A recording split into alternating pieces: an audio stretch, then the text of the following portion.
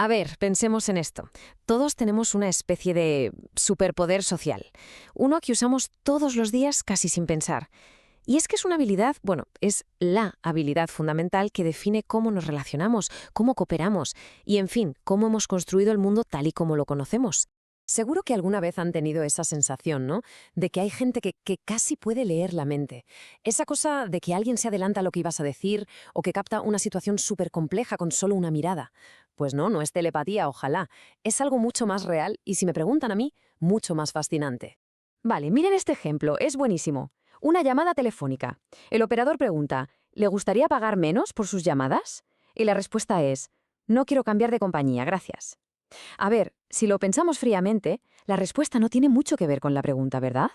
Nadie ha hablado de cambiarse de compañía. Y sin embargo, todo el mundo, absolutamente todo el mundo, entiende la conversación a la perfección. Ese salto, esa conexión que hacemos en la cabeza, no es magia. Lo que ha pasado ahí es que se ha deducido una intención, se ha anticipado por dónde iba a ir la conversación y se ha respondido a eso. Y todo, ¡pum!, en una fracción de segundo. Esto es precisamente lo que vamos a desgranar. Vamos a ver qué hay detrás de esta habilidad. Bueno, pues todo este proceso mental tiene un nombre, claro, y es absolutamente clave para entender cómo nos movemos en nuestro día a día, en nuestro mundo social. Se llama inteligencia interpersonal, y la definición formal es esta: la capacidad cognitiva para crear representaciones mentales de los estados internos de otras personas, o sea, de sus intenciones, sus gustos, lo que les motiva, lo que piensan. Y ojo, he recalcado la palabra cognitiva por algo. Porque esto no va de un sentimiento vago, no es una corazonada, es un proceso intelectual, un trabajo de la mente, de construir un mapa de lo que pasa en la cabeza del otro. Y para entenderlo aún mejor, lo mejor es compararla con su hermana, la inteligencia intrapersonal, es decir, la que se refiere a uno mismo. ¿Cuál es la gran diferencia? Pues que nuestros propios estados internos los conocemos por sensación directa. Siento hambre. Es inmediato. Pero, ¿y los demás? Para saber si otra persona tiene hambre, ahí la cosa cambia. Hay que deducir, hay que interpretar señales, cómo actúa, qué hora es, el contexto. Es un proceso de inferencia, de atar cabos. Vale, y ahora que tenemos la base, vamos a meternos en un terreno un poco pantanoso. Vamos a desmontar un par de mitos, de ideas que todos hemos oído 1000 veces, pero que no son del todo exactas. El primer mito es confundirla con la inteligencia emocional. A ver, el término inteligencia emocional ha sido un éxito comercial brutal, eso nadie lo niega, pero desde un punto de vista científico es un concepto un poco ambiguo, un cajón desastre donde se mezcla un poco de todo. En cambio, la inteligencia interpersonal, como concepto científico, es mucho más precisa, está mucho más acotada. Es más precisa porque, como vemos aquí, no va solo de emociones, va de todo el mundo mental de la otra persona.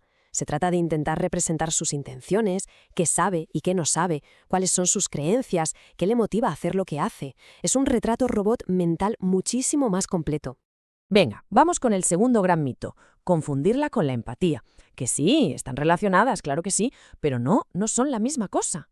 La empatía, en su nivel más fundamental, se suele describir como una especie de contagio emocional. ¿Qué significa esto? Pues que observas una emoción en alguien y esa misma emoción se te pega, se activa en ti. Esto lo hemos vivido todos, segurísimo. Estás en un grupo y alguien se empieza a reír a carcajadas y sin saber por qué se te escapa la risa a ti también. O al revés, en un funeral, aunque no seas tan cercano, el ambiente de tristeza general te acaba calando. Pues eso es el contagio emocional en acción. Pero, ojo, la inteligencia interpersonal es otra cosa. Es distinta. Es la capacidad de entender el estado de la otra persona, incluso si es totalmente diferente al tuyo en ese momento. Es poder comprender la alegría de un amigo que ha aprobado un examen súper difícil, aunque a ti te acaben de suspender. No sientes su alegría, pero la entiendes perfectamente. Y aquí está la clave de su poder. Es lo que nos permite tender puentes, comprender la perspectiva de gente con vivencias, con conocimientos o con gustos que no tienen nada que ver con los nuestros. Se basa en el razonamiento, en la construcción de ese mapa mental, no solo en sentir lo mismo.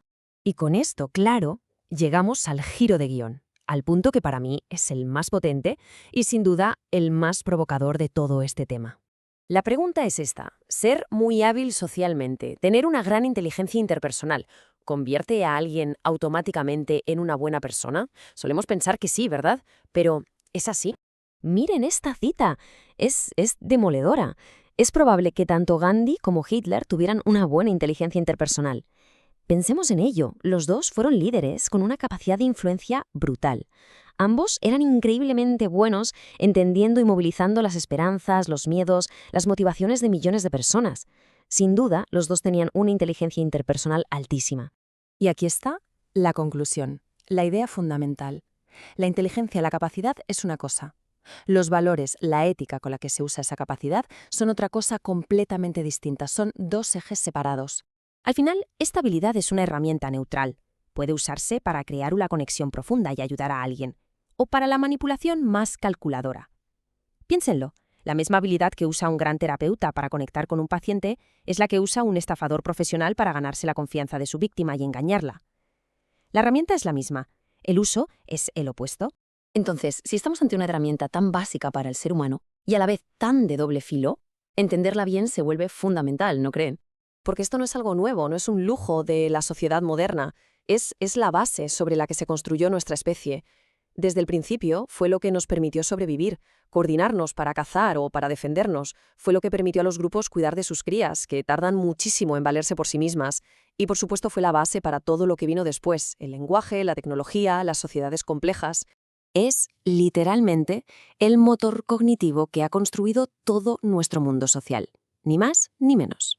Por eso es tan importante dejar atrás los mitos y entender este concepto en su forma pura. Porque comprender bien esta habilidad nos da claves para entenderlo casi todo, desde por qué funcionan o fracasan las relaciones personales hasta cómo funcionan los movimientos políticos o cómo se construyen las sociedades globales. Así que al final la gran pregunta no es cuánta inteligencia interpersonal tiene cada uno, la pregunta de verdad es ¿cómo elegimos usarla? Es una herramienta potentísima que todos tenemos, que usamos cada día, a cada hora, y con ella podemos construir o destruir, conectar o dividir. La elección, en última instancia, es de cada uno.